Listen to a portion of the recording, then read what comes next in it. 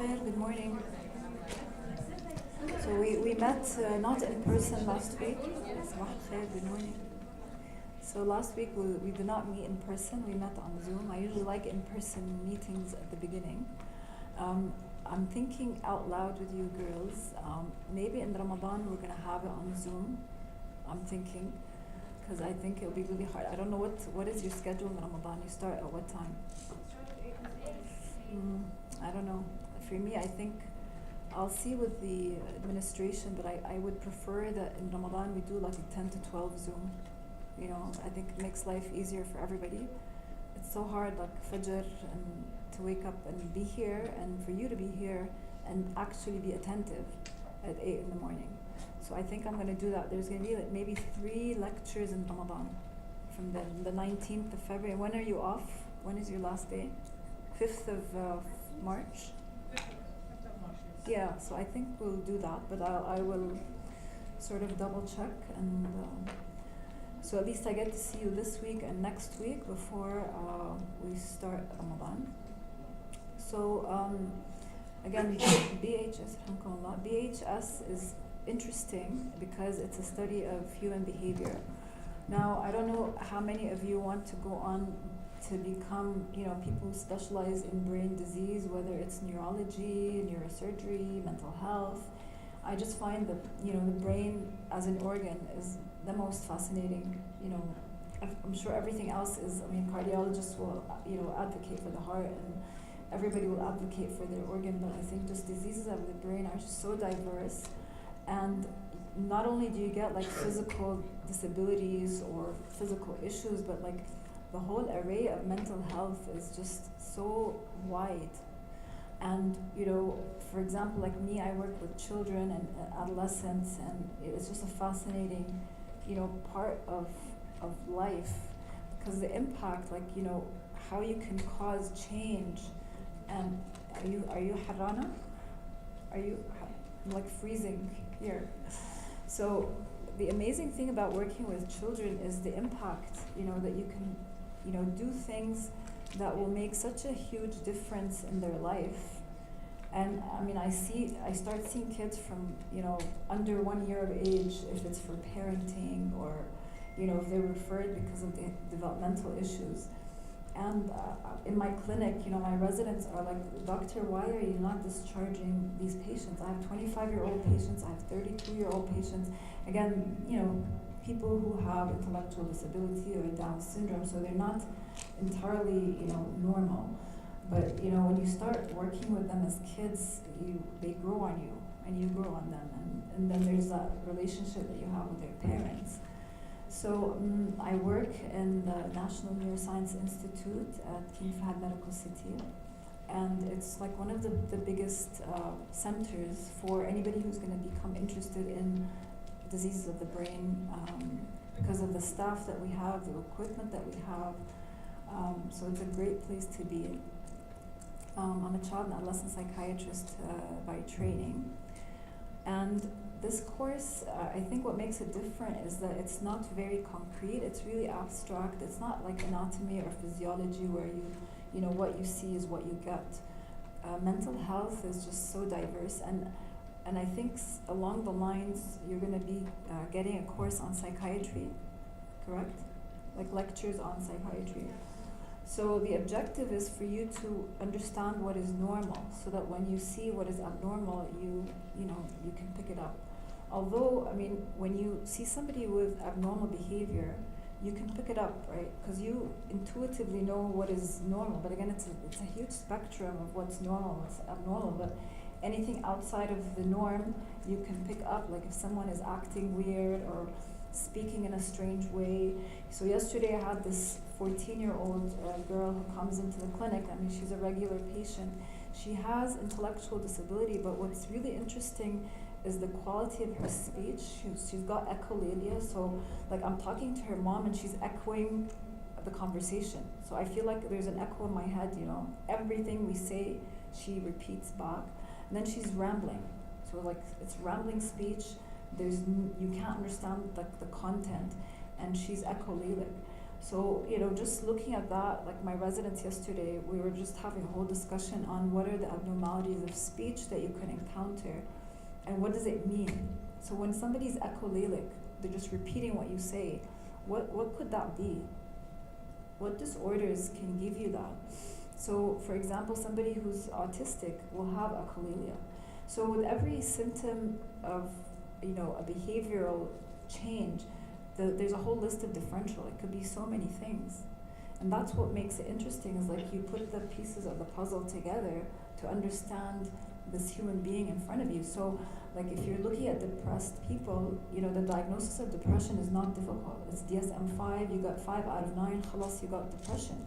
But every depressed person is a whole different story, because that human has a whole life that you want to understand.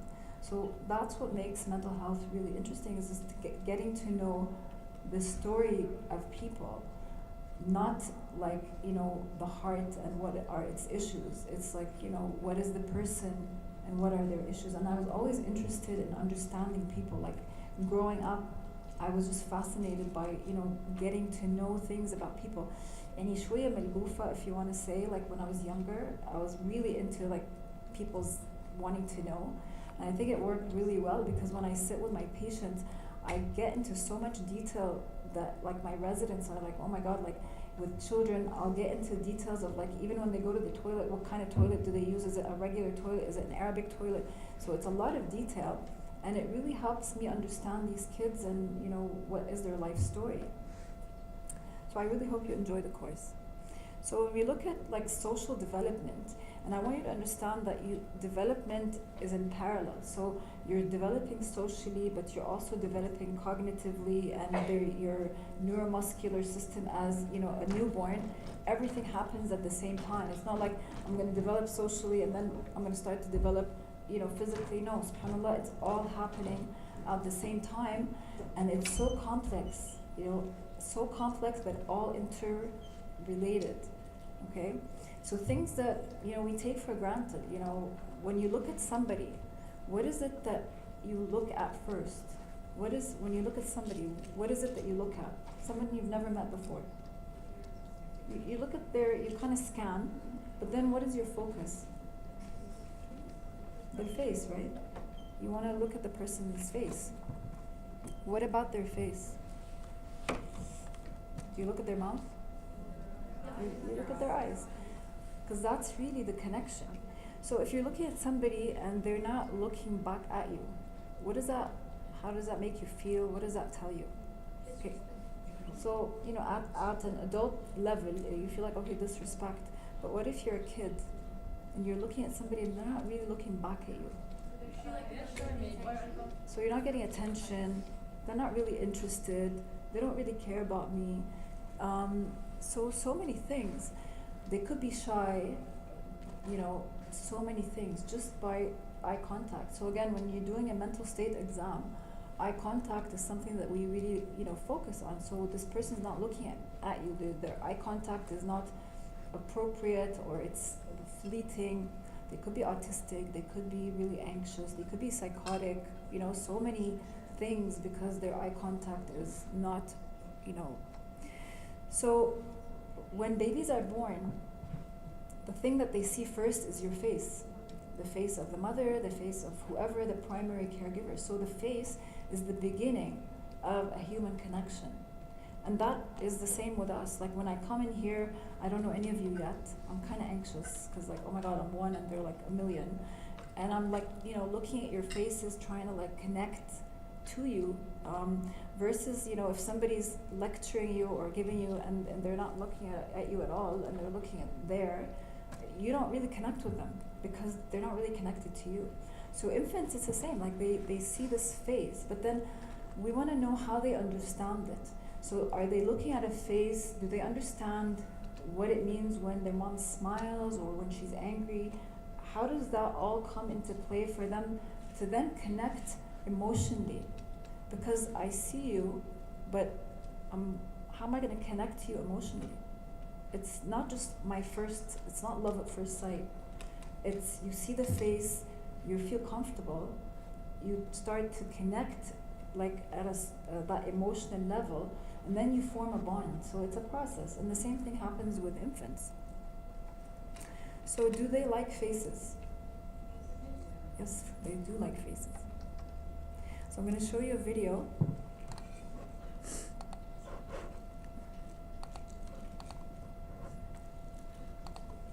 Work today is broken. Every day, people juggle so many different tools. Thus far has been a kaleidoscope of sights.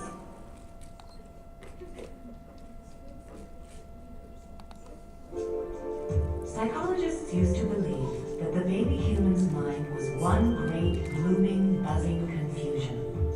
But the baby human comes into the world already equipped with the capacity to think, reason, to learn about the world and about itself. At the moment, 2-week-old Heather lives only in the immediate world of the senses. Like all newborns, she responds to a series of stimuli. They have no meaning for her. The play of light and dark from the window captures her interest. Her eyesight is not developed yet, so this is what she sees. The patches on the wall seem to come alive and beckon her. At this young age, Heather has already embarked on the huge task of making sense of her surroundings. Now her eyes turn to the bars of her crib. They look like thick stripes, just the right size for her eyes to discern. But what the baby human responds to most of all is the human face. Heather is gazing at the most important face she's encountered so far. At 12 inches, what she sees are mainly contrasts of light and dark where the features are.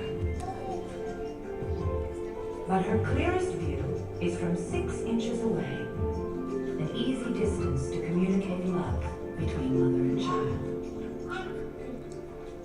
It seems nature has prepared the baby human from birth to pay attention to the face, as if saying, look carefully. Something that looks like this is going to be very important for your survival. Hi there! Okay, are you all set? At Daphne Moorer's lab, Terry Lewis is part of a group studying the phenomenon of this attraction and how it develops in the first 3 months of life. Hello, are you ready? 10-day-old Dylan is shown a card with 2 images on it. The right side has 3 blobs representing the rudimentary configuration of the human face. The left has the blobs inverted. Good, okay. Very good. Dylan is drawn to the image that resembles the human face. But what is it that he's attracted to? Careful, I'm tricky. To find out, they show Dylan another card. Okay, are you all set?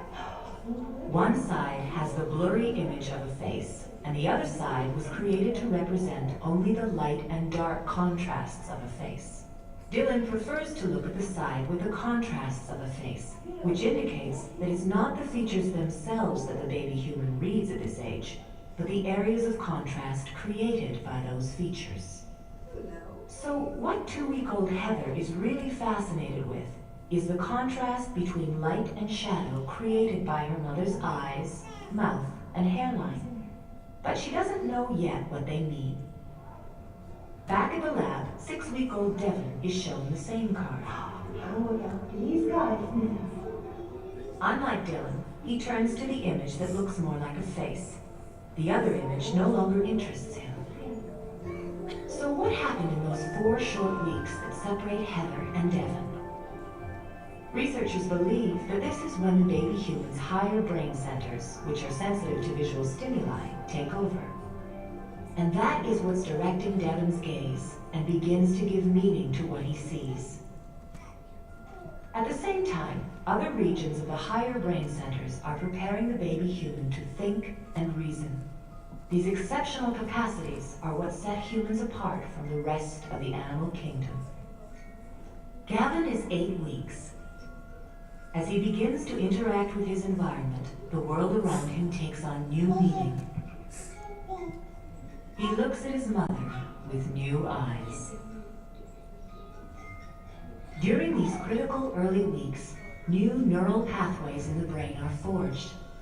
The more things the baby human sees, the more this ability surges.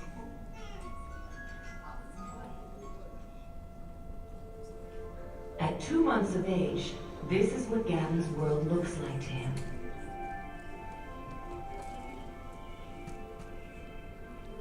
His life thus far has been a kaleidoscope of sights, sounds, sensations, and smells. But he's now beginning to make connections between them. Let's get this all changed for you. Here we He go. suddenly realizes a remarkable thing, A happy boy then.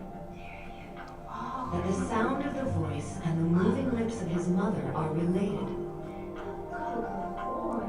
For the first time, he can put together sight and sound. Out of the chaotic flow of impressions, he slowly realizes that the world isn't one thing. He now begins to distinguish the amazing world of objects.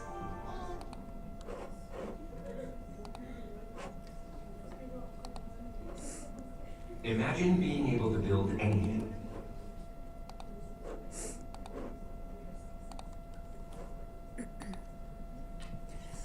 All right, so there's an interest in pattern. Obviously, it's not just blank, but how it changes over time, as you saw. So initially, it's just about the light and dark contrast, and then it becomes really more about the actual facial features and the configuration. So they look more at the top part of the face, so top heavy, which is the eyes and eyebrows. And faces are more interesting if they're dynamic. And what does dynamic mean? If they're expressive, okay? So when you think about a depressed mother, so postpartum depression, are they gonna have very reactive faces? So usually not, a very restricted affect. So how does that affect, like when we think about it, does that affect attachment? Does that affect, the infant's understanding of faces? For sure it would if that was gonna be the primary caregiver, but luckily, moms who are depressed usually have others who help, who will then take over the care of the baby. So again, the preferential orientation to face-like stimuli, again, debatable, like what makes them more interested in things that look like faces, okay? So it starts off with configuration and it becomes a lot more complex.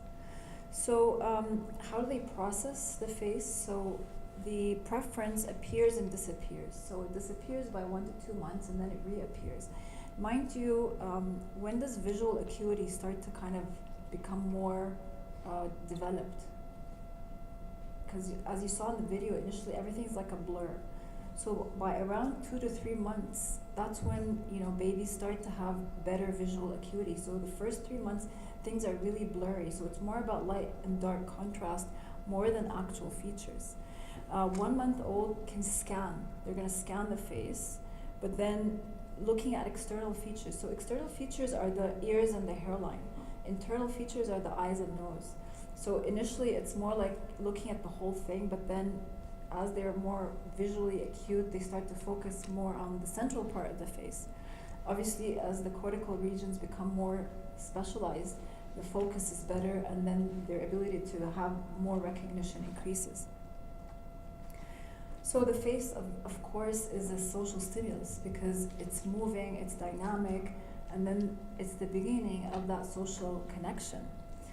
They're going to respond to upright versus inverted. So as you saw in the video, the upright meaning eyes up, inverted is the other way around. So they intuitively look at the one that is right side up. As they are more exposed to faces, their ability to recognize increases, and they need to form a prototype. What is a prototype? What does that mean? To form a prototype or to have a prototype.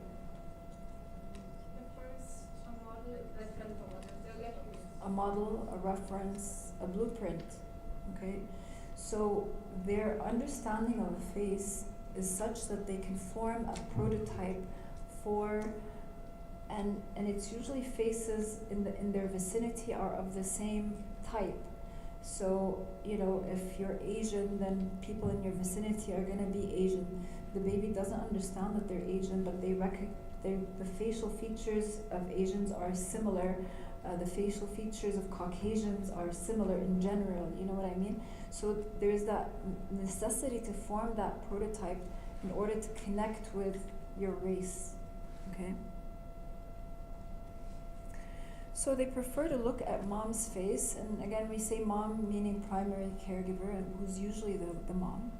And their ability to you know, recognize is tested. So when they show mom's face versus another face, babies will tend to look more at their mom's face, will be more excited looking more at their mom's face. And then we talked about, you know, depressed moms where there's just no affect, you know, it's a blank slate. So how does that connection happen? And does it happen? Will babies connect to their moms if the moms are the primary and they are clinically depressed? So recognition depends on seeing internal and external features, so like eyes, nose, mouth, as well as hairline and ears. At 2 months, they recognize internal features only, and then as they get older, they can recognize mom by external features. So babies, if they see the ear, they can recognize, like if the face is covered, they can recognize her from her ear or hairline.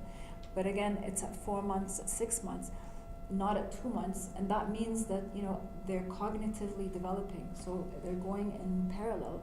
Their ability to understand stimulus improves with time, and so initially they could not recognize mother by external features, then they are able to. Now after age 2, they become interested in novel faces. What is novel? What does that mean? Different, new, okay? So the first 2 years of life is really about connecting with, you know, your immediate, let's say, environment. After the age of 2, when they form that connection, they're able to then go on to recognize or be more interested in something that's new. And this is the nature of humans, you know, we tend to want new things, right? We tend to get bored. We tend to be more interested in something that's different and new. And for babies, it's the same, but it takes them a good 2 years. And I want you to remember the number 2 is going to be a very significant number along development of many sort of trajectories. By age 2, they're now ready to, you know, move on and recognize other faces. What happens around the age of 2? Like, you know, again, when you look at children's lives, some kids by the age of 2 go off to nursery, right? Not really before then. I mean, we don't really recommend moms to put their, unless it's a, you know, given her work or whatever, but usually, you know, by age of 2, you know, when they've already formed their initial or basic attachments, then they're more interested to explore the world after 2, and then that's when, you know, they enter nursery. They talk about recognition of father's face as something that happens later. I was just telling the boys, like, definitely there's been a shift in dad's involvement over years. So your grandfather's involvement in your parents is not the same as your dad's involvement with you, and definitely not going to be the same as your husband or partner's involvement in your child. I'm seeing, you know, the younger generation, a lot of dads are very hands-on. You know, they're, you know, with the mom, feeding the baby, changing the baby. So, you know, their presence is a lot more than it used to be, you know, stereotypically, okay? They talk about the mechanism as being qualitatively different when you look at the regular where dads are like in and out, you know, so the kid is not really forming that attachment. You know, there's this face that comes in and goes out, and it's not really very consistent. They don't know when it's coming or when it's leaving. So the quality of how they're going to bond will be very different than how they're going to bond with that mother. As they get older, like I said, they form the prototype, and then by the age of 1, their ability to recognize faces quicker improves, you know, because they already formed the prototype, so it becomes repeated exposure. Khalas, they've formed that ability, and things become quicker. They need less time to process a face, so they're like scanning of your face is a lot more when they're younger, and it gets less as they get older. Khalas, they figured it out, okay? If a person is engaged in an activity, let's say the face is moving in the hands, so they become interested in the movement more than the actual face. They get distracted. they lie more on the configuration more than the features. So what does it mean by the configuration of a face? What is the proportion? So like the geography of the face, okay? More than the actual, features. And so the right hemisphere is more involved in facial recognition, and there's more of an interest to female faces more than male faces, seem to be more appealing, and obviously faces of their own race initially. What about their own face?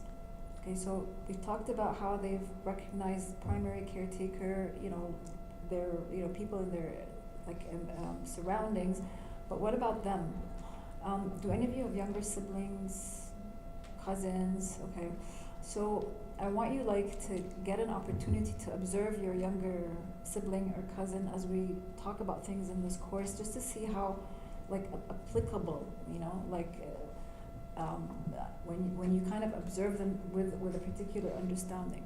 So 4 to 5 months, they can discriminate between moving image of themselves and others, okay? So it's the beginning of recognition. At 8 months, they may be more interested to look at images of others, but the actual recognition of themselves in a mirror, when you put a mirror in front of a toddler, at the age of 4 or 6 months, it doesn't really mean anything to them. But by 18 months, they start to notice that who is that, what is that, okay? So between 18 to 24 months, they start to recognize that is me, So again, magic number 2. So by 2 years of age, that is developed. They're able to know that in the mirror is me, whereas at 10 months, they may not really understand that.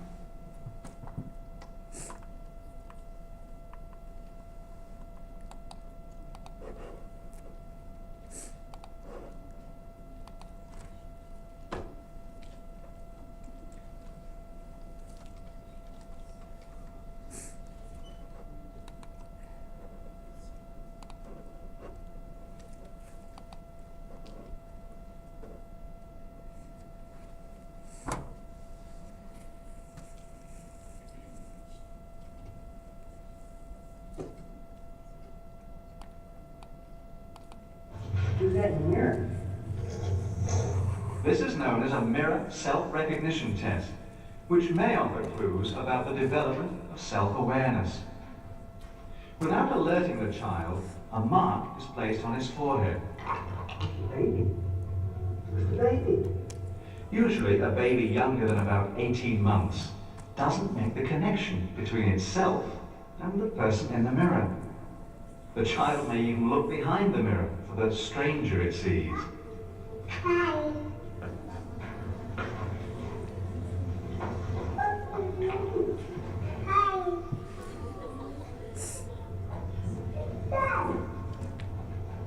But by about 18 months, there's a change in the child's awareness.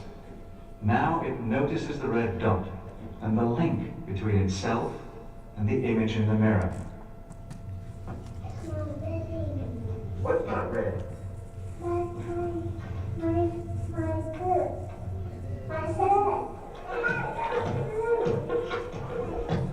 Over the next few years, children go on to fulfill their human birthright, constructing an increasingly sophisticated sense of self. They will have a rich and complex life of the mind, and a sense of being the central characters in their own dramas.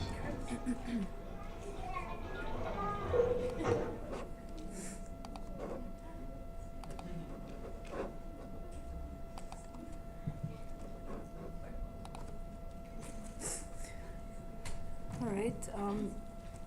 So the sex of the primary caregiver becomes an important part in terms of what do they prefer. They will respond differently if the face is attractive. And what defines attractiveness, do you think? Is it what we think is attractive? What would be attractive to toddlers? So more symmetry. So if things are symmetrical, you know, that makes it more attractive. So if somebody has like really big eyes, although we think that that may be a beauty mark, but for kids it's like they're too big, or they're too far, or if the nasal bridge is too big, so that kind of asymmetry puts them off. Okay, I remember my daughter when we were like she's in nursery, one of her teachers was mashallah beautiful, but you know, really big eyes, and she used to freak out because she's like, you know, the teacher with the googly eyes, you know, the googly eyes. So I was like, you know, googly eyes. When I went and saw the teacher, mashallah beautiful, but for my daughter it was scary because they're just too big. And so, you know, for her it was just not symmetrical, and so it wasn't really, not something very appealing. Yes? I don't understand the first sentence. Primary caregiver for. So, like I said, there's more of a preference to female faces than there are to male faces. So if the primary caregiver is a female, there tends to be more of a sense of connection. And I think what makes it so is that maybe like with male faces, more coarse, especially if there's facial hair. So it's just more coarse. It's not smooth in terms of. So is it dependent on the sex of the primary caregiver, or is it just in general female? In general, they have like there's that sense of let's say interest in looking at that face, because it tends to be more symmetrical, more smooth. Again, for little infants, you know, like facial hair, it's not like, you know, not so appealing. Okay. 12 months old will look at and interact more with something that looks more attractive, and again, something that's more attractive, meaning more symmetrical. So they use internal features as a basis of preference, which means the eyes, the central part of the face. And so the prototype, which is for the average population, is considered as generally attractive girls. Okay, there's mumbling. Girls? If you have anything that you want to ask, please do. They're able to form these prototypes by age 6 months. So the numbers that are going to come up in the slides are not random. Like, so these are important things because, you know, that will come as a question, an SAQ, or MCQ. So pay attention to numbers that are mentioned. And so by age 6 months, they've already formed that prototype for their, you know, race in general. And then they will start to categorize faces based on attractiveness. And by the end of the first year, they may associate like negative attributes to a face that's not attractive. Okay, so at a very young age already, they start to like put people into like boxes and categories. So we talked about, you know, how do they understand just the facial configuration. Now we're going to go on to how is it that they understand the emotion behind the face. Okay, so again, it's a process.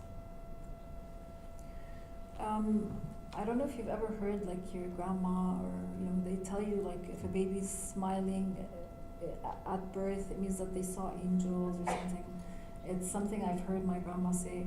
Alhamdulillah. So usually these are more like reflexes rather than actually, you know, copying a facial expression. So a 2-day-old, if their mom is smiling, because obviously with newborns everybody's smiling because it's a happy event, you know, there's a new baby. So that, but I mean, does this 2-day-old even is able to see? Not really. Everything's a blur. Okay. But by 3 months, they're able to discriminate between the face of a mom and a stranger. And again, because when they put these pictures, the interest goes to looking at mom's face, so they can discriminate at such a young age between their mom and someone else. And the ability to discriminate also depends on the environment. If they live in an emotionally stimulating environment, then they're able to have that connection. So you think about, what about, you know, kids who are living in, for example, orphanages, where there's very minimal, if any, emotional stimulation. Kids who are born at war times, it's a war zone, where there isn't really the space to have that emotional, and if anything, it's going to be fear and anxiety and screaming, and not so much, that sense of safety, as well as how familiar are they with the person who's giving them that emotion. So if it's a stranger, their response is going to be very different than if it's somebody who's they're familiar with at a young age. After the age of 2, then they're going to be more interested to look at more like stranger faces. So again, with my youngest, I remember once in the airport, she was like 2 and a bit, and I'm carrying her. I'm going from Riyadh to somewhere else, and so there was a blonde lady standing behind me, like super blonde, and my 2.5-year-old, like literally staring at this blonde woman. Like I bring her this way, she'd turn her head. She'd never seen that blonde before. Like she's used to our colors, but to have to see that coloring and so again it was like embarrassing, but I'm like, she thinks I told the lady, she thinks you're beautiful, and it's just because it's novel, she's never seen that before. So again, moms sometimes can be really embarrassed with their kids in the elevator who like staring at people that they don't know, and it's because it's not familiar to them. They want to like understand it because it's something they've never seen. They want to discover, yeah. But again, to discriminate facial features does not mean that they really understand them yet. Okay, so if they see a frown or if they see the mouth, go up or go down, when is it that they start to understand what that means? Okay. So between 4 to 7 months, they start to categorize facial expressions. Okay, so that similar things signify a similar emotion. So if people are like the mouth angles go up, and the sound or the voice is warm and happy, they associate that with like a positive mood, okay? Versus if it's going down and there's a frown and the voice is high pitched, so they associate that with something that's negative, or scary. So this is the beginning. So again, also these type of interactions need to be prototypical. So you can't like be smiling at the child and then hit them. Or you can't be smiling and then yell, because it doesn't go, right? So again, you think about children who have a parent who's unwell or mentally unstable. The responses are going to be very confusing. So you can have a mom who's like happy, and then suddenly she's angry, and so this kid is like, I don't know what, when is she happy, when is she not? So they're really conflicting. So these facial expressions really need to be very prototypical for babies under the age of 10 months, for them to start to form the connection that means happy, that means sad, at least very basic type emotions. Under the age of 8 months, they're going to rely on the features for the categorization of the emotion. And then they were going to rely on the features, okay? And they're able to then match the facial expression with the recording. So they'll put a recording of somebody who's happy, and it sounds like it's smiling, and they'll put a picture of a sad face and a smiley face, and the infant will look at the smiley face with the audio, meaning that they form that connection, that means the facial expression of happiness. So if you understand the baby's connected to the face as a feature, they started to understand the emotion, so that's the basis of then forming a social connection. So the importance of that for social development. And so we look at eye gaze and eye contact. It's really the beginning of that human connection. It's the basis for a social bond. Infants are going to look at the eye region. Okay, that's how they connect to you. So they talk about when that interaction, if there's a shift. Okay, so you're interacting with the baby, and then suddenly there's a shift where you look away from the infant's eyes. Okay, what does that do to an infant when that connection is discontinued? So a sudden change in a facial behavior has a very negative impact on a baby. And so they did something called the still face experiment. And I'm going to show you a video of that, of how what happens to the infant when there's a sudden change in the caregiver eye contact, and how distressing that is for the baby.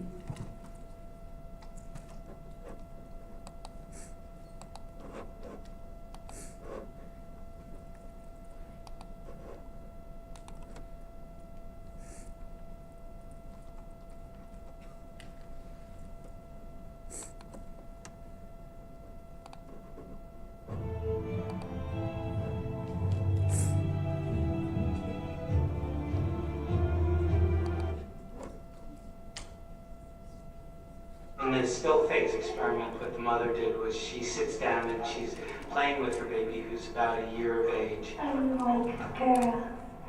Oh. And she gives a greeting to the baby gives a greeting back to her. This baby starts pointing at different places in the world, and the mother's trying to engage her and play with her. They're working to coordinate their emotions and their intentions, what they want to do in the world. And that's really what the baby is used to. And then we ask the mother to not respond to the baby. The baby very quickly picks up on this, and then she uses all of her abilities to try and get the mother back. She smiles at the mother. She points because she's used to the mother looking where she points. The baby puts both hands up in front of her and says, "What's happening here?" She makes that screechy sound at the mother, like, "Come on, why aren't we doing this?" Even in this 2 minutes, when they don't get the normal reaction, they react with negative emotions, they turn away, they feel the stress of it, they actually may lose control of their posture because of the stress that they're experiencing.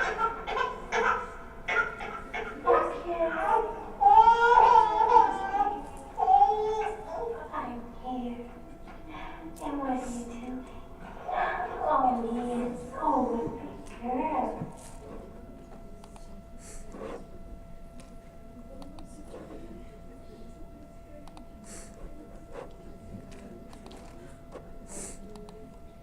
So you see the change, like how the baby becomes so distressed just because the mom for a second is not really, interacting. Again, we think about, what if moms are unpredictable, with a personality disorder or a substance use disorder or whatever, where sometimes she's there, sometimes she's not there. How distressing would that be for this little baby, not knowing when to expect her to be, there for them. So when we look at emotions that we've developed as humans, it's really from the very first day that we're born. There are some emotions that are early, very primitive, basic emotions.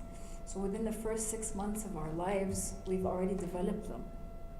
So we have primary emotions, we have self-consciousness, and we have self-conscious emotions along the first, 3 to 4 years of our lives. So the primary or early emotions are usually present within the first 6 months. So if you have an infant who at the age of 1 has missing these, so then you're looking at someone who's developmentally delayed or autistic.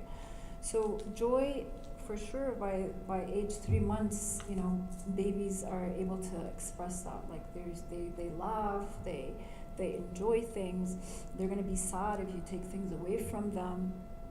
They're going to be angry as well if they don't get what they want, meaning, they're trying to reach for something, or they're in pain. So these are the basic normal emotions. What about disgust? Like when can you see disgust in an infant? When are they going to be disgusted? Yeah, so it's usually related to their food. So, if you stick something, like you feed them something that they don't really like, they're gonna spit it out, and so that's normal. Fearfulness, 6 to 8 months. And so a 6-month-old, 10-month-old, usually if you put them in the dark, they're not really going to be afraid, because they don't understand what that means. So can we instill fear in little kids? Can we make them be afraid? How? For example, they do something wrong and you start to like have some reaction. You're going to make it If you kind associate of like explorative, right? So I suppose they're touching something like don't touch that. Okay, so it's more like the instructions that you give or the reaction that you have.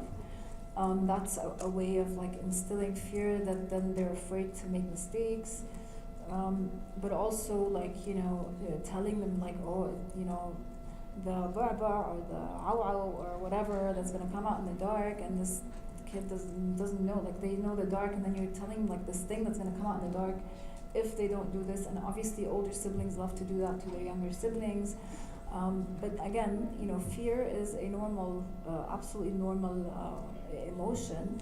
Exaggerated means, something's going on in their environment that makes them more, anxious or fearful.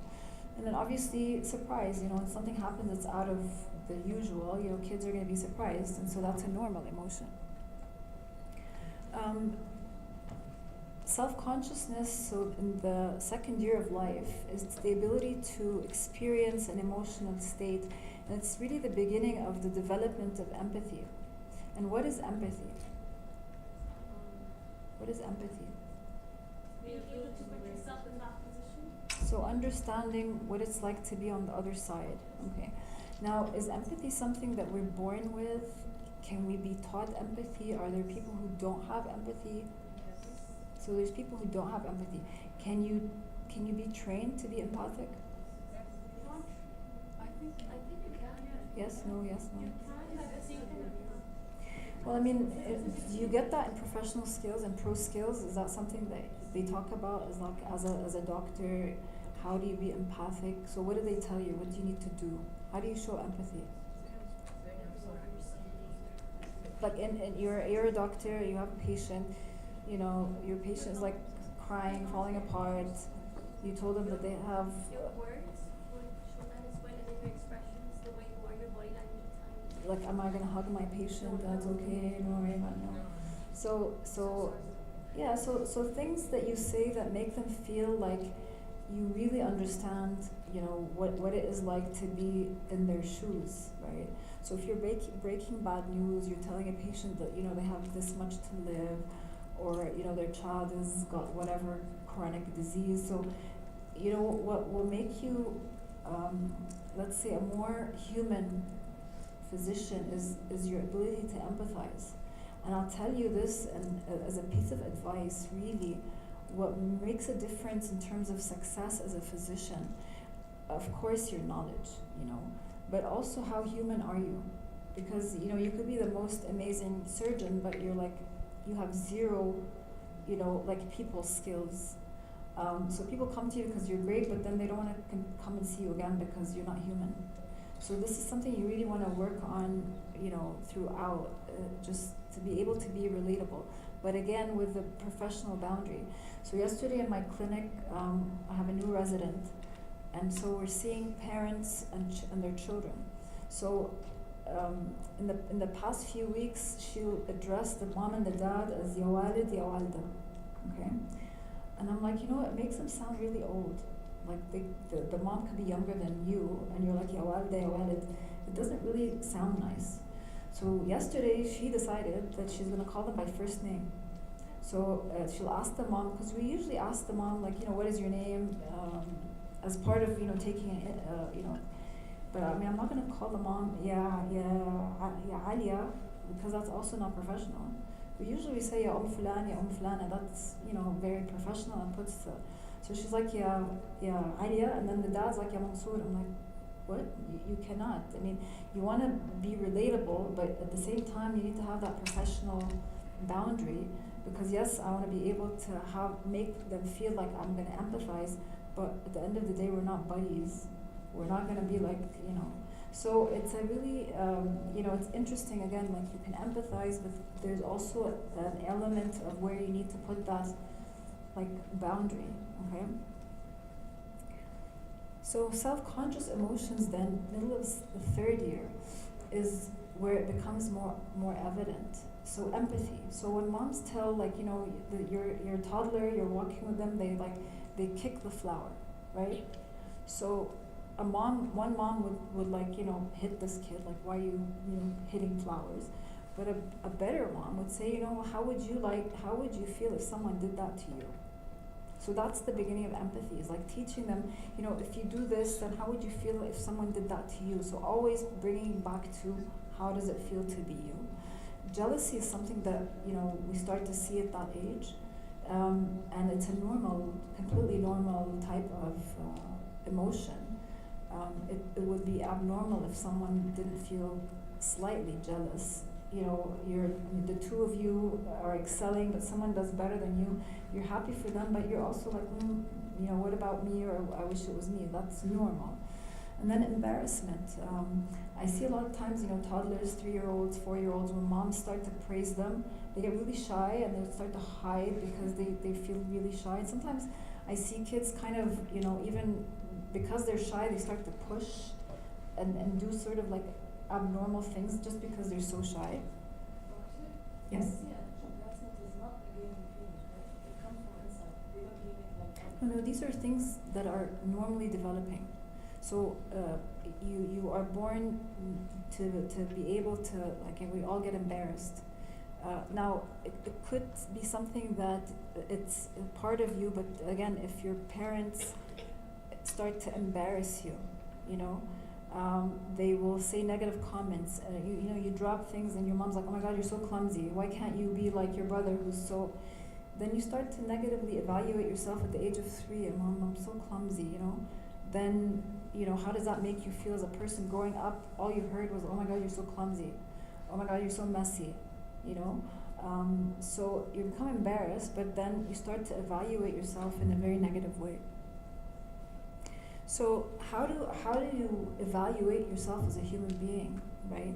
How do we evaluate ourselves? So as kids, you evaluate yourself based on a set of standards. So your parents teach you things like, you shouldn't lie, you shouldn't steal, you shouldn't be mean. So these are standards that we're all raised knowing, correct? Is there anything else that you were raised stealing, lying, cheating, all these negative, bad things, we're not supposed to.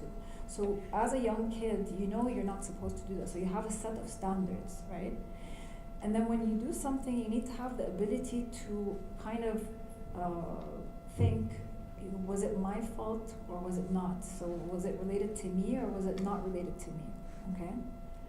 And so they notice, again, maybe boys tend to externalize more, like it wasn't me, I didn't do it kind of thing, whereas girls tend to really internalize and kind of blame themselves. This is very general.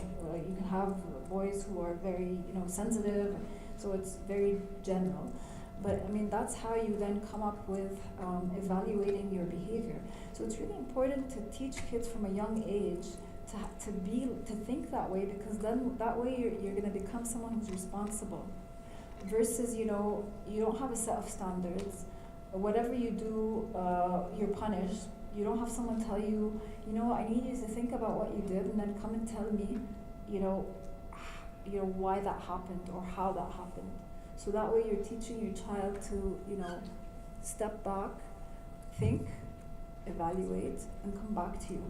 And we're not talking about a 1 or 2-year-old. We're talking about, kids even as young as 3.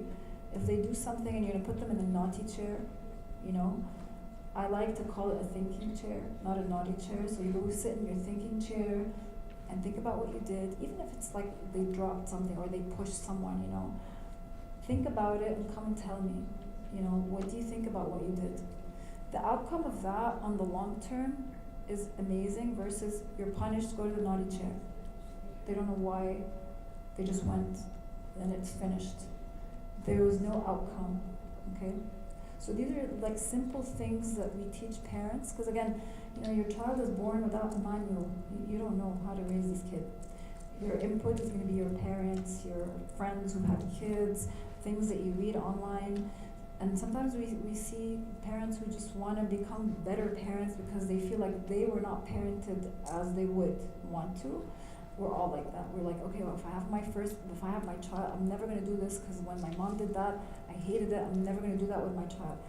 Problem is, we tend to repeat because that's all we know. Unless we're so insightful that we wanna make a change. So I remember I had a consult, they called for an 11-month-old. They wanted to see I'm like, do they wanna see a psychiatrist? Maybe they wanna see a pediatrician, you know? And so they come, they're like new parents, they don't wanna listen to their own parents, they don't wanna have input from anyone. They wanna come to a professional to really understand about, you know, what are the do's and don'ts for, you know, good parenting, okay? And so, you know, that's how it started, you know, just for them to understand. So, again, it's really important, and again, you know, when you're gonna have your own children, really invest in these things in terms of, you know, having better outcome for your, inshallah, children.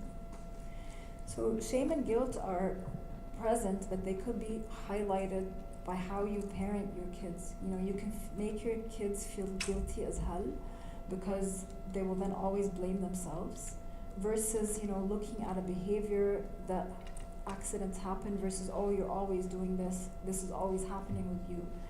So when they judge their action as a failure, and then that becomes part of their internal circuit, that I'm always a failure, I always do things wrong. So these are negative cognitions, but then it affects how they view themselves, and then it affects, you know, their sense of self. You know, if you grow up feeling like you're always wrong or you're always a mess, because that's what they told you. Like my mom said, I'm always a mess. My mom said I'm a failure. So, and she's the person I trust the most.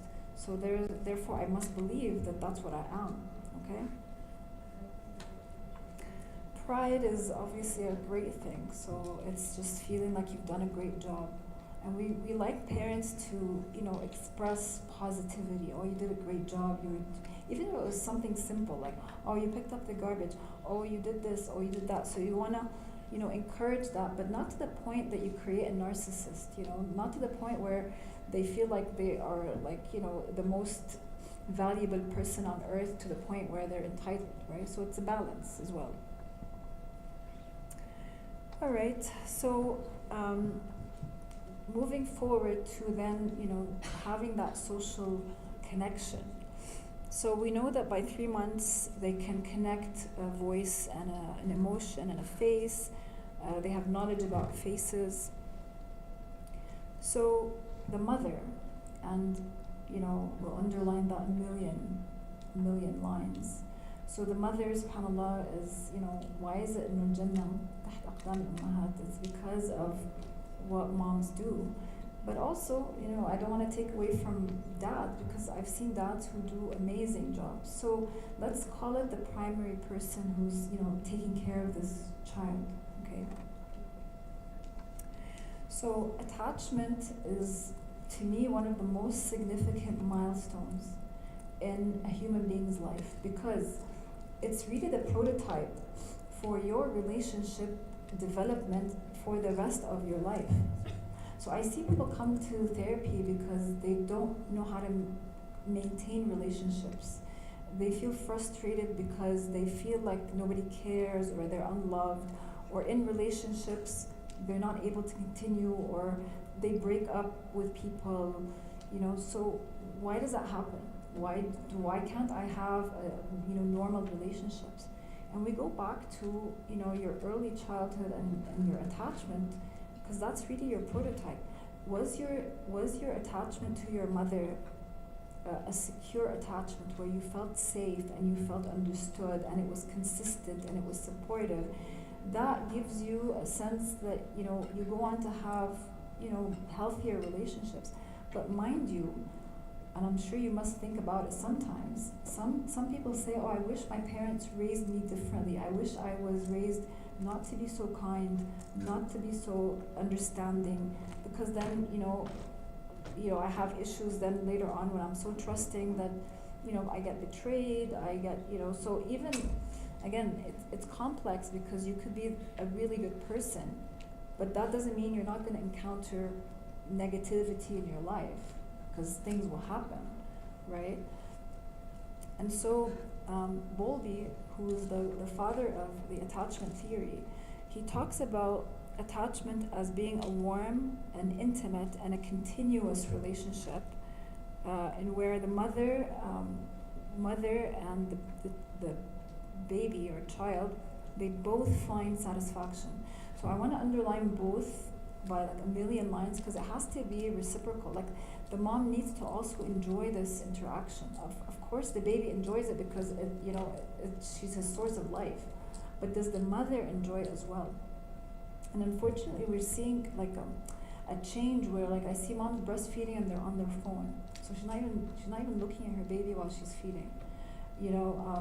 I saw this podcast about like orphan children at home because their parents are on their phones or on social media or not really present, So it really affects that connection. Can you imagine like a 1-year-old trying to really connect with their mom who's on the phone? What does that make them feel? Like, I'm not important. She doesn't care. I'm not worthy of her attention. So therefore I must be a worthless person. Again, sophisticated in terms of interpretation, but that's really what happens if that becomes continuous. This 1-year-old is going to grow up feeling that they're not really worth anybody's attention. They're not worth love because their own mother didn't love them because she didn't give them attention, So again, simple things, but they are translated into major problems when it comes to how kids form attachment. So he talks about 4 phases, and these things are important for exams. Like all these timelines that are mentioned are important. So he talks about 4 phases of attachment, from birth to 12 weeks. He calls it the pre-attachment stage. And so here babies orient to the mother, okay? And they follow her and her movement and her voice and all of that.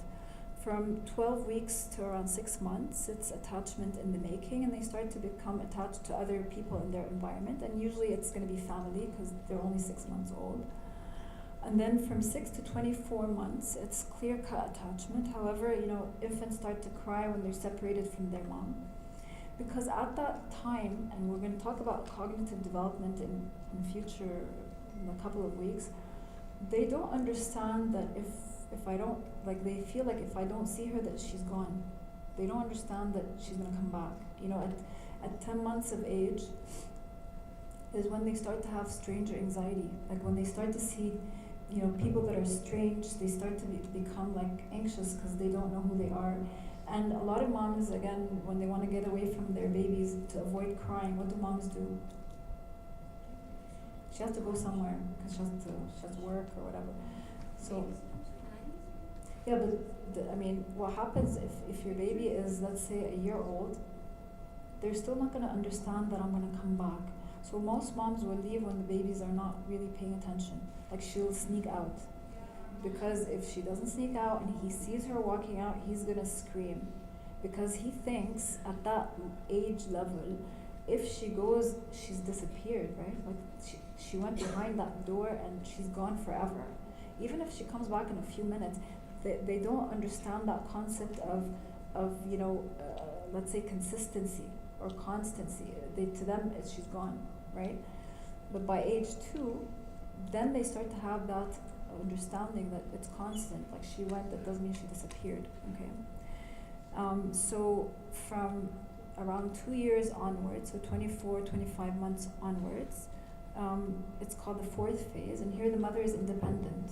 Okay, and so they have a secure attachment to the mother, and they're now able to go on and form other types of attachments. I had a friend of mine, she was like, her 3-year-old, she's like, my 3-year-old really likes people. And she was feeling insecure. What if she likes people more than she likes me? First time moms really feel that way. If my child starts to like others, then it means that they're not going to love me as much. And I'm like, you know what? You have an absolutely healthy, normal child, because that is normal. The fact that she's starting to be interested in other people means that she's so securely attached to you. She knows that you're going to be there forever. And she knows that you love her forever. So now, she's feeling more comfortable and confident to reach out. And that's when they start to go to nursery. After the age of 2, they start to be able to form other types of relationships. So that's actually a very healthy thing. But if you have a child, after the age of 2, and you take them to nursery and they're crying and they don't want to leave you, some moms feel like, oh, I'm so special, like my child doesn't want to leave me because I'm like them. That's not healthy. That means they're not securely attached to you. That means that there's something wrong in the way that they're connected to you. So that's not a good thing. It's actually bad. Okay. Another person who talks about attachments is Mary Ainsworth, and she looks at attachment in the first year of life. She talks about something called the strain situation. I'll show you a video. And she identifies, types of attachment into 4. So the first is secure. Secure attachments are the normal, the healthy, the ones that should always be. So all babies should have a secure attachment with their mom. Okay. Then she talks about ambivalent type relationships. When you hear ambivalent, what does that mean? If you're ambivalent about something. Like both. Yeah, so ambivalent means like you're like sure and not sure. You like it or you don't like it. If you have an ambivalent relationship with someone and you like them and you don't like them, so you got that mix, okay? And then she talks about avoidant, which is from the word like I don't want this person. And then there's disorganized, and I've never seen disorganized attachment, honestly, in my entire practice. And you would expect to see like a disorganized type of attachment probably in orphanages, people who live, children who are born in very adverse types of, environments with maybe abuse, parents with severe mental health issues, children on the street, So these are kids who just they're disorganized. What does that mean exactly? So they're not ambivalent, they're not avoidant, they're disorganized. It's like somebody who's raised in the wild. They don't know how to connect, they don't understand. And it has nothing to do with their intellect. They don't know how, because there was never ever a point of attachment. So again, with orphanages, because at some point in my career I used to assess children in orphanages, and one of the things that was obvious is their caretakers, they call it al-hadana. So every bunch of kids have a hadana, or a mom figure. And the problem was these hadanat were young girls, like 18, 19, and they change. Like they're never always there, like for a few months she's there and then she's gone to do something else. So these kids, they start, like you're talking about, 3-year-olds, 4-year-olds, they're just getting to, or even younger, they're just getting to form and understand that person, and the person's gone, and then come another person. So they're not able to form any kind of stable sort of relationship with a primary caretaker. So there you would imagine it's disorganized, they just don't know. Then when they grow up, they're not able to connect. They're not autistic, they just don't know how to form a relationship. They've never had that experience. So I'll show you another video.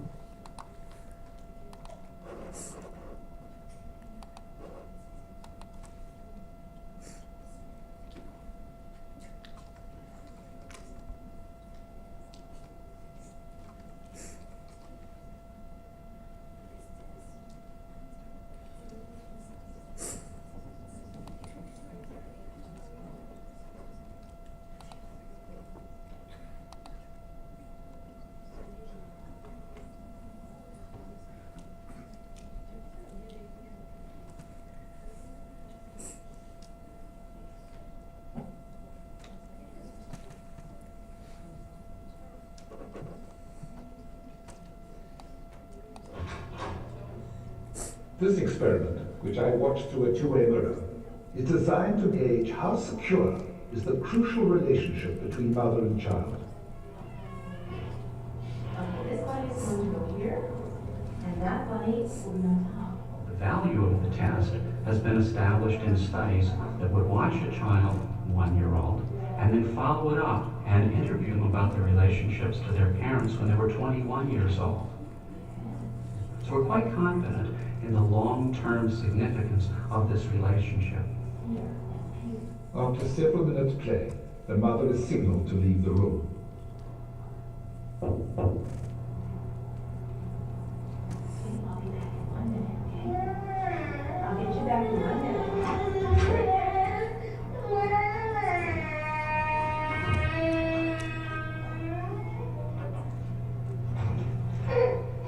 There's anything for you. Sharon, I feel that she'll survive. The key moment in the experiment is the child's reaction to her mother's return.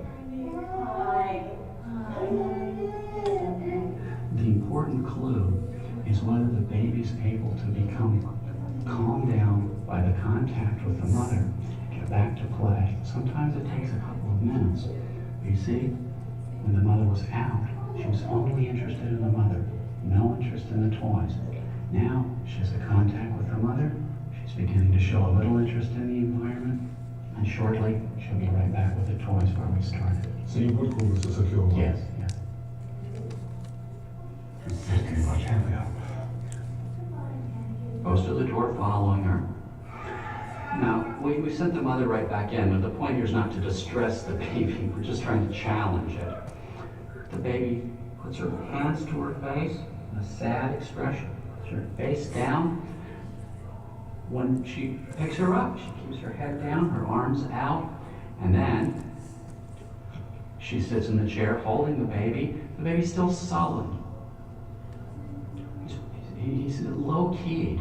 So you would call this insecure? Yes, insecure. He's avoidant. He's not engaging her, and it's not, the reunion's not effective. And it's important to remember here that the thing that upset him was her absence. Her return should be the solution to his problem. Now this is another pattern that we see in babies who are not good at using their mother as a secure base at home. This baby is also insecure. But you'll see, we get a look at his play before the separation. The mother's left. And when she returns, she picks him up. He can't calm down. He's still upset. She offers a toy to amuse him or to comfort him or to distract him, and he slaps it away. She offers another, he slaps it away. He's angry. We call these babies resistant or ambivalent because they both want her back and yet can't use the contact. We think that the difficulty is that in the past, when he sought comfort, she's been inconsistent as to whether she's available and responsive or not.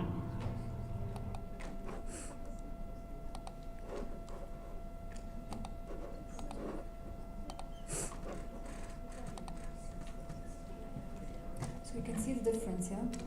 So with the secure attachments, they calm down. But then, yes? How would a disorganized child differ from? You know what? I really looked for videos of that because it's so rare.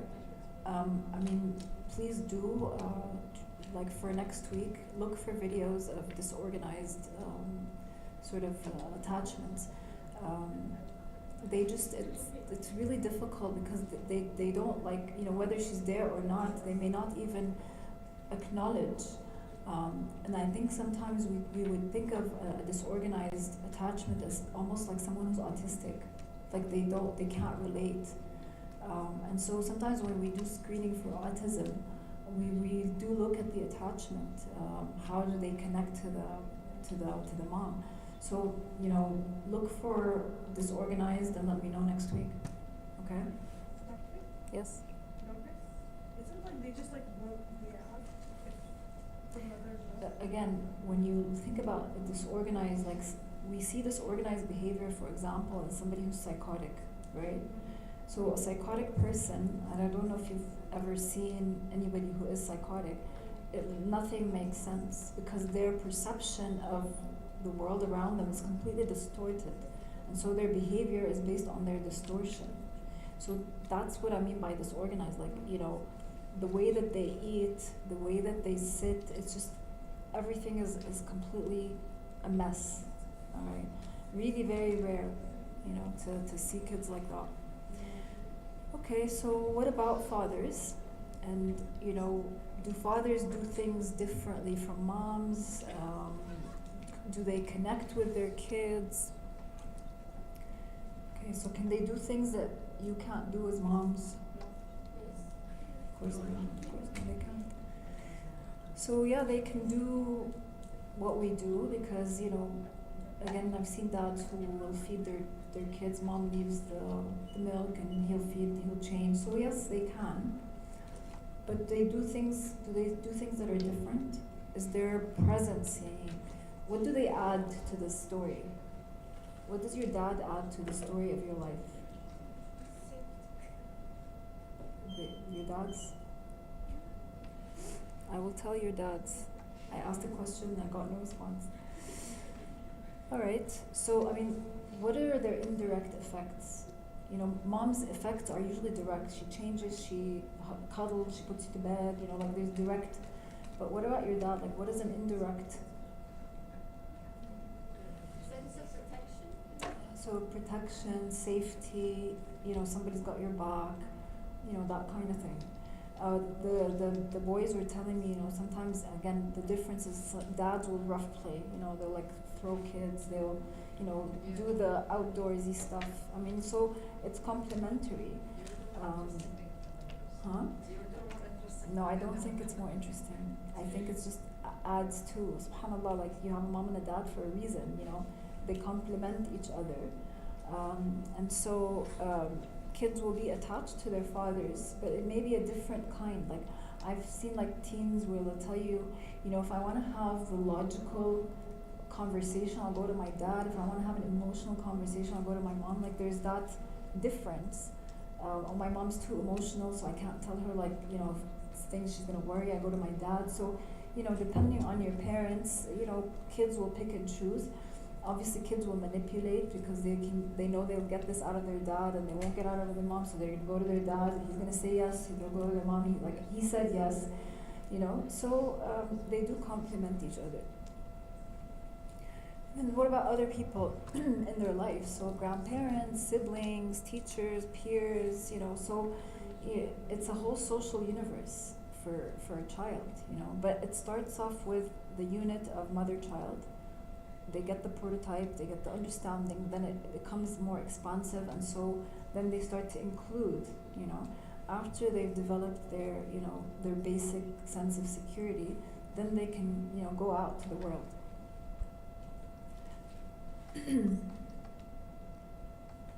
So obviously, you know, types of relationships are different.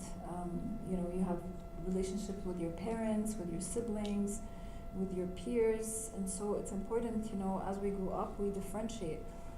You know, your friends are gonna be close, but not as close as your siblings. You know, again, sometimes your friends are closer than your siblings, so relationships differ. And, you know, we teach kids from a young age that, you know, you need to receive as much as you give. So if in the friendship, you know, you're always being the one that does things and you're always the one that, you know, holds the group, and then you feel like when I need them, they're not here, I'm getting the short end of the stick. So how do you evaluate your friendships, you know? Are you the doer? Is it reciprocal? So as much as I'm there for them, they're there for me. I had a patient where, you know, she has a difficulty fitting in. She's a very ideal kid in the sense that her ethical and like she's very inflexible, okay? Right is right, wrong is wrong, there's no gray. This is who she is. And so, you know, kids growing up, so she'd be seen like she's the one that rats out the, you know, because things are not right, she'll go tell the teacher. You know, she's Miss Goody Two-Shoes. And so, as kind as she was, not really well liked. And so, when she moved to a new school, the teacher was like, you know, the way to like make the other girls like you is you have to bring them gifts, right? And so this girl every week was like, she was becoming really anxious. Like, I gotta take a gift because otherwise, you know, they're not gonna like me. And so I was telling the mom, you know what, let me talk to this teacher. Like, what are we teaching this child? I'm gonna buy people's love and affection? Is that how I'm gonna earn people's friendship? I mean, do you think that's right? So what am I teaching this kid? And no, I'm gonna buy love. I'm gonna, you know, this is how I'm gonna get people's attention, is I'm gonna use material things. So it's absolutely wrong. You know, so we had to do like a major shift in terms of, you know, why would you as a teacher give that kind of advice? You know, it just puts stress on this child who starts to feel like I'm only worth what I give. I am not worth anything. It's only about what I provide. That's definitely not a way to grow up, because that's going to be reflected in her own relationships, in her, you know, with her partner. If I give, I take, but if I don't give, if I don't provide, you know, material, then I'm worth nothing. Okay, so again, it was I think not well thought out suggestion, but the impact of it is not simple, not very negative. So it kind of just summarizes the timeline of, you know, relationships and attachment and friendships. I'm going to end with this slide, and Winnicott is somebody who talks about a bunch of concepts that when you understand them, they really, really explain a lot about how we attach and connect. But also, I use his principles in therapy because they really, you know, make sense to me, and they're really applicable to the type of work that I like to do. And when you do psychiatry in residency, you're exposed to so many different types of therapeutic interventions. And some of them you'll feel like, okay, that's me, and some of them you feel like I can't do that, it's not me, it doesn't go with my personality. So we learn so much, and then we pick and choose what suits us so that it feels natural. Because you want to do, you know, apply therapy that you know is natural to you as a person, and it feels good for the other person who's receiving it. So Winnicott talks about 4 principles. So one of them is the good enough mother. So when you think about a good enough mother, what makes a mother, your mother, a good enough mother?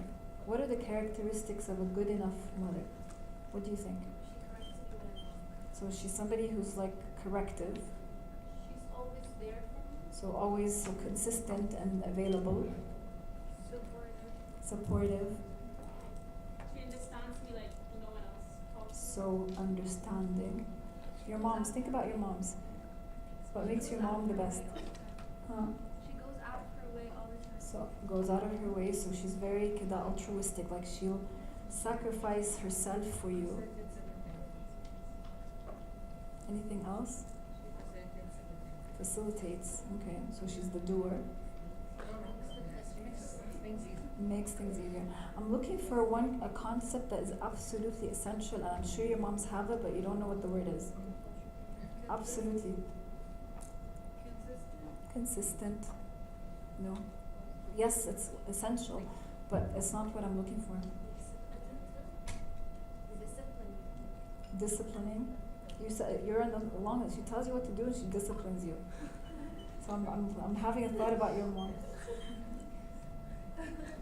So intuitive. Lead by example. Still looking for the word that makes a mom a good enough mom, the best mom. Reliable, attention. So accepting you for who you are, so that makes her non-judgmental. So a non-judgmental, I'm sure your moms are like that, otherwise you wouldn't feel that love and the care. So a non-judgmental person, okay, who, because if they're non-judgmental, then by default they're going to be caring and loving, and they go out of their way, they're going to discipline, you know, by default, because they're non-judgmental. So a good enough mother is one that is non-judgmental, and she will allow you to be he talks about true self and false self. So do we all have a true self and false self? And does that mean like we're schizophrenic or bipolar? What is true self, false self? Do we have a true self and a false self? Who you are at home and who you are with, like away from home. So that means that you at home feel like you can absolutely be yourself. But does that mean outside of the house you are not yourself? With the right people, you are. Okay, so with the right people who are your good enough mother, who's a non-judgmental. So, like for example, you be in a friend group where you feel like, oh my God, you're so yourself, you can be in your slacks or whatever, and they're not gonna judge you. You could have like a messy hair and they're not gonna judge you. So you feel really relaxed with these people. Whereas with this other group of people, you feel like you're uptight and you have to make sure that you look fine and because they're gonna judge you, okay? So you would feel more comfortable obviously with those who are where you are yourself. So a good enough mom is a mother who allows you to be the true self. So whoever you are, she's not gonna judge you. She loves you unconditionally. So if you do whatever in the world, she will still love you, okay? She's not gonna judge you. So she allows the true self to be there in a holding environment. So he talks about holding environment. And what do you think makes a holding environment the essence? Like what is that place where you feel what in that holding environment where you have a non-judgmental mother who allows the true self to be there? This environment is what? Security.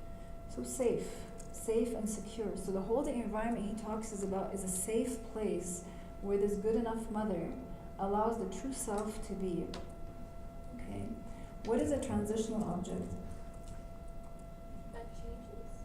And you're attached to the So a transitional brings you object. comfort. So something that brings you comfort. So you've seen kids walk around with blankets, kids who walk around with, go to school and they won't let go of that toy because, and if that toy is lost, they have to replace that toy because that toy or that blanket is something from home that they can take to a place where they don't feel safe. So it's like they're taking their mom to wherever else because mom is home, is safety. So when I'm leaving home, so I'm not going to be able to take my mom, but I can take something from my home to feel safe. So we had one of these moms who was like, she noticed that the way her baby would sleep is if he would hold her scarf and he'd like play with her scarf and that's how he slept, okay? She washed that scarf. Baby did not sleep. Why is that? It doesn't smell like her anymore. It smells of detergent. So he didn't sleep. So she bought like 100 of those scarves, made sure that all it was her smell, so she would always replace, so this baby, so that was like the transitional object, so he couldn't have her all around him all the time, but he could have her scarf. So if you think about like a therapeutic environment, so in a clinical setting, what could be a transitional object for a patient? If I'm the therapist, what could be a transitional object other than, obviously they can't take me home or take any part of me home. So what would be a transitional object, do you think? We're looking at more adult patients, like, where these concepts can really come into play. Yeah, so things like your business card, your email. In my residency, I had a long-term psychotherapy patient that I started with my first year of residency. For 4 years, I'd see her every week. Okay, so for 4 years, in that time, I got pregnant, I had a baby, and she lived with me the entire journey. And so when she would get really distressed, she would call the hospital and get to my voicemail and hear my voice. It's like the automated message, you've reached Dr. Irfan, blah, blah, blah. And so that's how she would feel okay till the next session, because obviously she's not going to call me on phone or text me or whatever. So that was her transitional object. She could hear my voice whenever she felt distressed, however many times she would call and just, hear my voice. So that would be a transitional object. So in a therapeutic environment, I would be the good enough mother.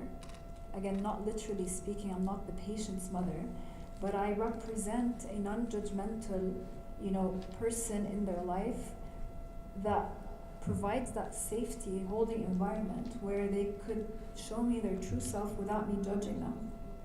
I had a patient once, like he was 4 or 5 with ADHD. And then his mom, with time, as we're, treating this kid, she's like, over time, she's like, I want to tell you something I've never told anyone before in my life, but I don't want to shock you, okay? So I'm like, you know what, I've heard it all, nothing's gonna shock me, so it's okay, all right? She's just like, I'm so ashamed. I'm like, you know what, just give it to me, right? So she discloses to me things that are so private. Honestly, internally, I was shocked because I'm like, I could, internally, there wasn't, not out of judgment, but I just felt like whatever she was describing did not go with what I saw. Like, she looked like an absolute angel, you know. But again, she felt safe enough to disclose. And I was able to direct her because she was bipolar. So in her manic phases, she did a lot of things that were very promiscuous, very impulsive. And so she eventually then, started her own therapy, her own treatment. And that's what, often we do as child psychiatrists. We pick up on mental health issues in parents. When they start to see their kids doing well, they feel safe enough to tell you about themselves. Then you direct them. Because, they felt safe enough to let you handle their child. And if their kids start to, do better, they feel a lot safer, and then they'll disclose all sorts of things. So being a good enough mother who allows the patient to be themselves, without, judgment, because again, therapy is a corrective emotional experience. Sometimes people say, well, how does therapy work? How do you become a different person?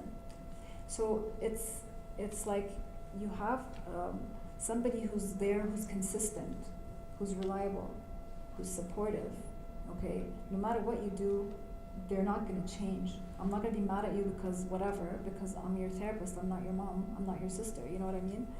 So that consistency is really what makes the change in terms of their experiences in life. They start to experience a different type of relationship. They learn new skills that they start to then apply outside. And that's where the change happens, So it's really an amazing change when you see it happen, how people really change and how you can make a difference in the life of somebody else, not by saving them, by removing the tumor or, to me that's way too basic. To me, changing someone's life in terms of their whole life, I feel that is a lot more interesting, okay?